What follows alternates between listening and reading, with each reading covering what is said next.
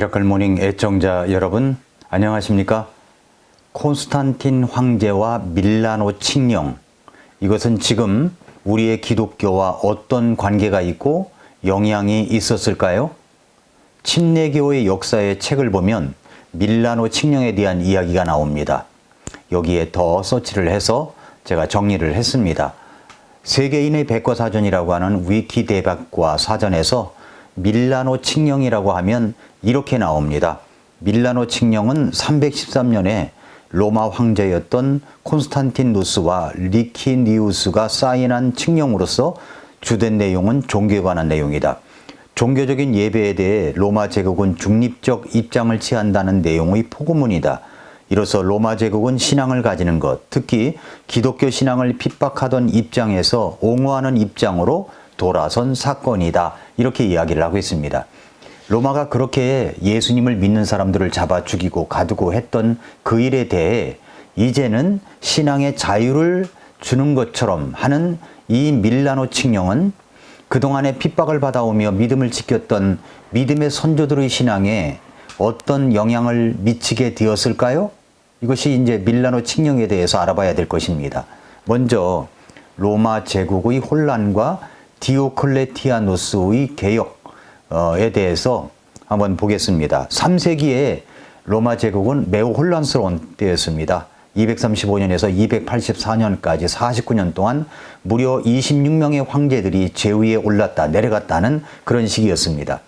당시에 로마 군대는 제국 자체보다 자신이 속한 군단의 군단장이나 지역의 총독에게 절대적인 충성을 바치는 풍조가 만연해서 한 군단장이 몇몇 군단과 힘을 합치면 로마로 진군해가지고 황제 자리를 찬탈하는 것이 가능했던 시기였습니다. 새로 등극한 황제가 마음에 들지 않는다고 황제 근위대가 황제를 암살하고 다른 황제를 세운 적도 있었을 만큼 굉장히 혼란스러웠습니다. 서기 284년 일리리아 발칸반도 출신의 장군 디오클레티아누스가 황제가 되면서 그 혼란이 끝났습니다. 디오클레티아누스는 로마 제국을 부흥시켰지만 기독교를 위험 세력으로 간주해 여전히 탄압을 계속했습니다. 디오클레티아누스는 거대한 제국을 한 사람이 다스리는 것은 무리라고 여겨가지고 사인정을 도입했습니다.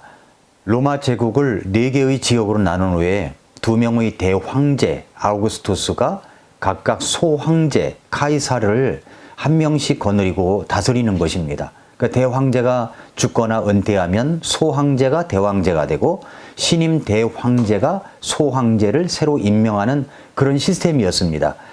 이것은 군대가 황제를 만드는 폐단을 없애고 효과적인 황제 계승 체계를 만들기 위함이었습니다. 디오클레티아누스는 로마 제국을 보스니아 지역을 기준으로 해서 둘로 나눴는데 이는 나중에 로마가 동과 서로 나누는 계기가 됩니다. 자, 두 번째 봐야 될 것은 뭐냐면 밀비안 전투와 콘스탄티누스의 개종 선언입니다. 4세기에 들어서서 로마의 권력 투쟁은 다시 시작되었습니다. 여러 과정을 거친 후에 서로마 지역에서 콘스탄티누스와 막센티우스가 전투를 벌였습니다. 312년 콘스탄티누스는 자신의 휘하에 있는 병력 10만 명 가운데 5만 명을 이끌고 갈리아에서 이탈리아로 진군했습니다. 콘스탄티누스는 막센티우스가 보낸 장군들을 차례로 무찌르고 이탈리아 본토로 진입합니다. 답답해진 막센티우스는 점술서를 참고하였는데 얼마 안 가서 로마의 적이 죽는다는 점괘가 나왔다고 합니다. 로마의 적을 콘스탄티누스라고 여긴 막센티우스는 병사들을 모두 모아서 티베르강을 건너 강가에 포진하였고 두 군대는 밀비안 다리 앞에서 전투를 벌였는데 기록에 따라 차이가 있긴 하지만 전투가 있기 전 콘스탄티누스는 정오가 막 지났을 무렵에 하늘에서 이상한 물체를 보았다고 합니다. 그것은 빛나는 십자가로 거기에는 엔투토이 니카라는 그리스어 문구가 아로새겨져 있었다고 합니다. 이 문구는 이너크 시니어 비치, 이 증표 안에서 승리하리라는 라틴어로 더 널리 알려져 있습니다. 콘스탄티누스는 매우 놀랍고 그 환상의 의미를 깊이 생각하는 동안 밤이 되어 잠이 들었습니다. 콘스탄티누스는 다시 꿈에서 구세주가 낮에 본 것과 동일한 형상이 그려진 깃발을 손에 들고 나타나셔서 이 깃발을 만들어 전쟁에 나가면 승리할 것이다 라고 하는 소리를 들었다고 합니다. 그는 잠에서 깨자마자 꿈에서 본 것을 그렸고 기독교 지도자들을 불러서 하나님과 자신이 본 십자가 모형에 대해서 물었습니다. 예수 그리스도에 대한 지식을 얻은 그는 기독교로 개종했다고 선언했으며 꿈에서 본 십자가를 제국의 깃발로 사용하기로 결정했습니다. 이 상징은 그리스 알파벳 중 카이와 로를 합친 것이며 그리스 알파벳으로 그리스도란 단어를 쓸 때 앞의 두 글자입니다. 이 심벌은 후에 가톨릭교회의 상징으로 그대로 사용되었습니다. 밀비안 전투의 승리로 서로마의 주인이 된 콘스탄티누스는 313년 밀라노에서 그리스도인들에게 자유를 주는 밀라노 칙령을 발표했습니다. 밀라노 칙령 이후에 콘스탄티누스는 324년에 로마 제국 전체를 다스리는 단독 황제가 되었습니다. 자, 그렇다면 밀라노 칙령이라는 것이 무엇입니까? 교회의 영향력을 행사하기 시작하는 콘스탄티누스, 밀라노 칙령이 발표되기 전까지는 교회는 세상과 구별되어 있었습니다. 그러나 밀라노 칙령이 발표되면서 기독교는 콘스탄티누스의 호위 아래서 세력을 점점 키워나갑니다. 기독교인들은 빼앗겼던 시민권을 되찾고 몰수당했던 교회의 재산을 되찾고 돌려받은 재산으로 많은 예배당을 세웠습니다. 콘스탄티누스는 교회 감독들에게 큰 호의를 베풀었고 궁으로 초대하기도 했습니다. 콘스탄티누스는 교회를 후원하면서 한편으로 교회의 문제에 최고 권위를 가진 자로 자처했습니다.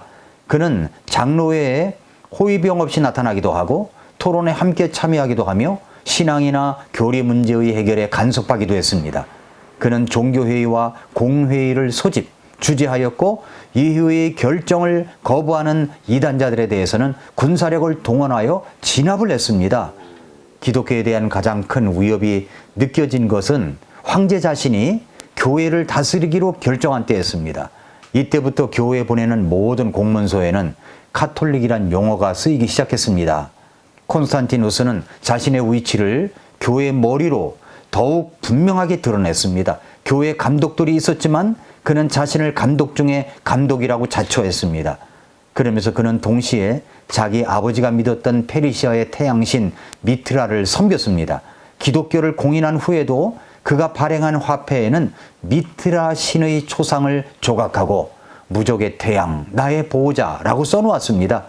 그의 영향으로 미트라 신앙의 의식이나 제도, 관습, 교리 등이 초기 기독교에 대부분 수용되었습니다. 그는 종종 아폴로 신에게 신탁을 구했고 죽을 때까지 이방 종교의 제사장 직책 판티펙스 막시무스도 여전히 가지고 있었습니다.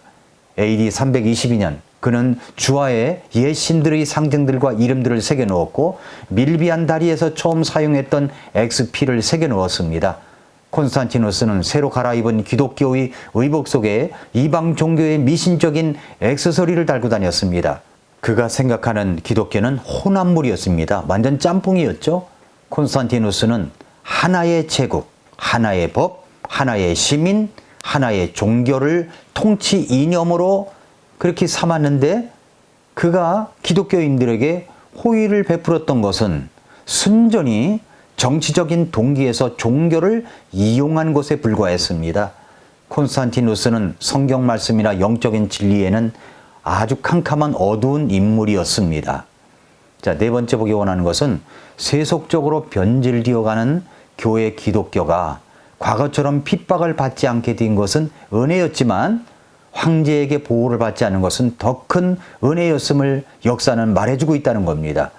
콘스탄티누스의 기독교 공인 이후에 기독교 사역자들은 새로운 사회적 신분과 세속적 이익을 얻었습니다. 콘스탄티누스는 이전에 이방 종교의 사제들이 누리던 특권을 기독교 성직자들에게 주었습니다.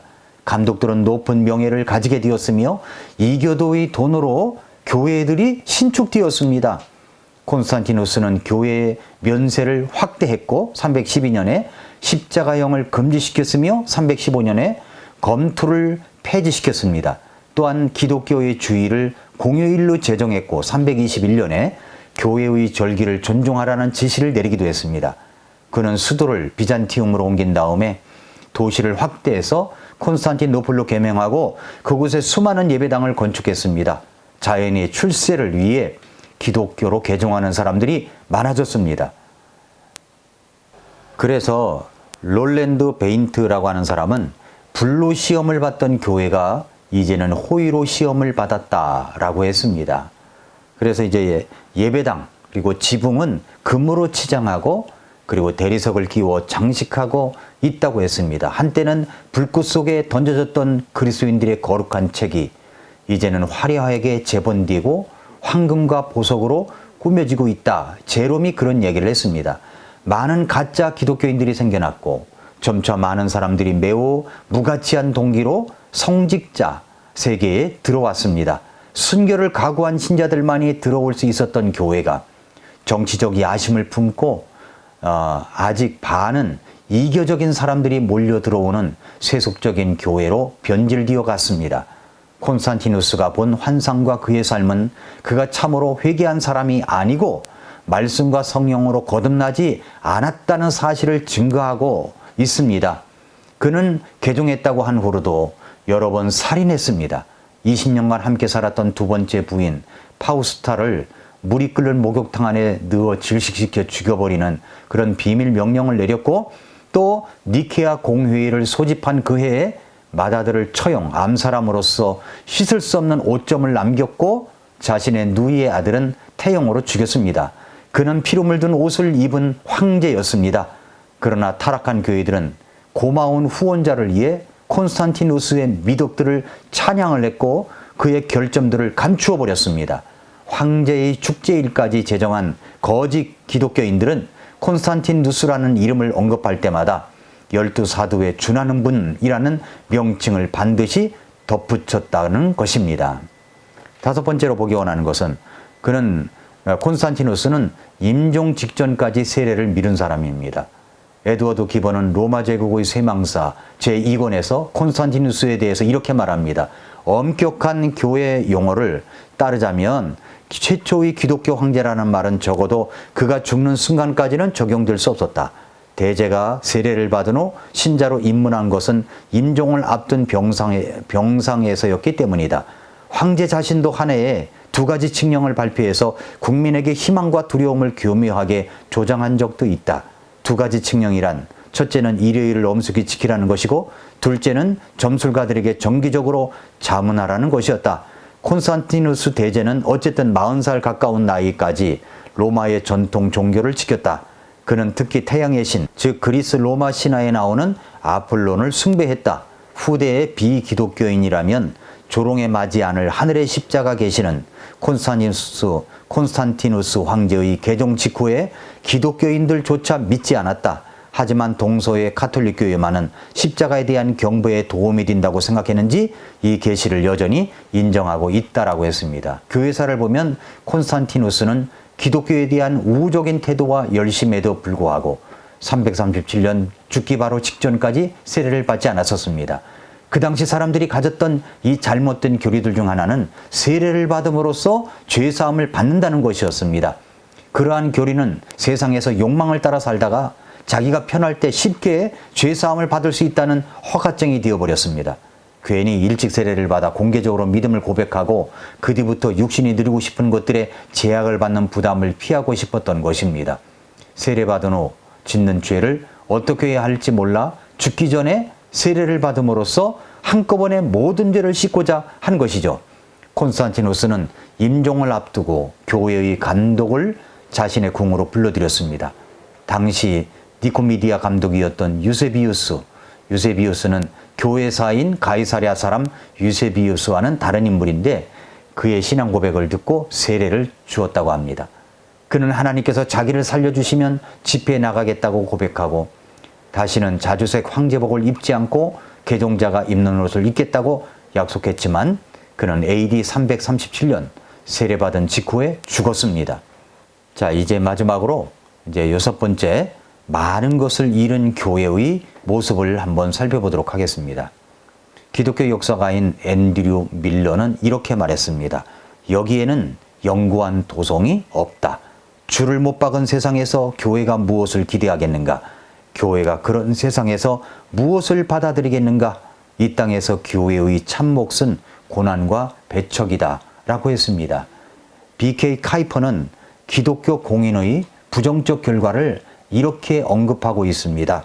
교회가 양에서는 얻었으나 질에서는 잃었던 것이다. 313년에 콘스탄틴의 밀라노 칙령은 교회의 힘센 타락의 홍수문을 열었던 것이다. 이렇게 이야기를 했습니다.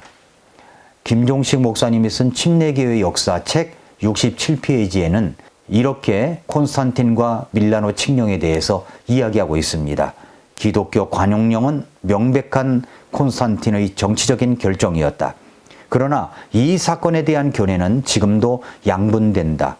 로마가 기독교를 핍박했으나 기독교가 로마를 정복했다는 승리의 견해와 기독교가 로마의 권력과 야합한 교회의 조종이 울린 사건이라는 견해이다. 모든 것이 잘못되기야 하겠나. 자기도 모르게 한 걸음씩 곁길로 가다 보니 그리 된 것을 타산지석으로 삼고 자신을 경계해야 할 것은 편리한 문명의 바람이 부는 시대를 살면서 더욱 옷깃을 여밀지라라고 했습니다. 편리한 문명의 바람이 부는 시대를 산다는 것은 정말 우리가 옷깃을 여밀어야 될 그런 시기라는 것입니다. 그렇습니다. 콘스탄티누스의 우호적인 조치들은 교회의 순수성과 정결을 잃게 했고 교계의 지도자들은 그리스도의 보혈로 말미암은 영원한 죄사함의 복음, 의롭다는 복음, 분명한 구원의 증거 등에는 관심을 잃어갔습니다. 콘스탄티누스에 의해서 교권제도가 조직되면서 그리스도가 교회의 머리가 아니라 황제가 교회의 머리로 등장했고 교회는 국가의 시녀가 되었습니다. 이러한 중앙집권적 교권제도는 가톨릭 교회로 발전할 수 있는 발판이 되었습니다. 실제로 콘스탄티누스에 의해 만들어진 교권제도는 가톨릭 조직으로 급속도로 발전해 갔습니다. 기독교 역사는 그리스도인들이 그리스도를 위해 고난을 받는 것이 왕궁에서 왕의 호의를 받고 잔치에 참석하는 것보다 신앙에 더 유익함을 보여주고 있다는 것을 역사적인 증거를 통해서 우리가 알아야 된다는 것입니다. 그렇기 때문에 국가 교회는 있을 수가 없는 것입니다. 지금도 교회는 세속화되어가는 모습들이 많습니다. 전도라는 명목으로 세상 문화를 교회 안으로 끌어들여 교회 문화를, 음악을, 가치를 세속화시키는 일들이 빈번히 일어나고 있습니다. 국가 교회라는 것은 인정할 수 없습니다. 그것은 곧 교회의 타락을 말하는 것입니다. 역사를 통해서 순수한 믿음을 가진 교회들이 어떻게 명목을 이어왔는가를 찾아보는 것은 우리의 믿음의 정체성을 분명하게 할 수 있는 것입니다. 그래서 우리는 역사를 똑바로 알아야 하는 것입니다. 콘스탄티누스와 밀라노 칙령, 우리가 새겨듣고 우리의 믿음의 정체성을 어떻게 이어왔는가를 계속해서 들어보시기를 바랍니다. 오늘도 미라클 모닝입니다.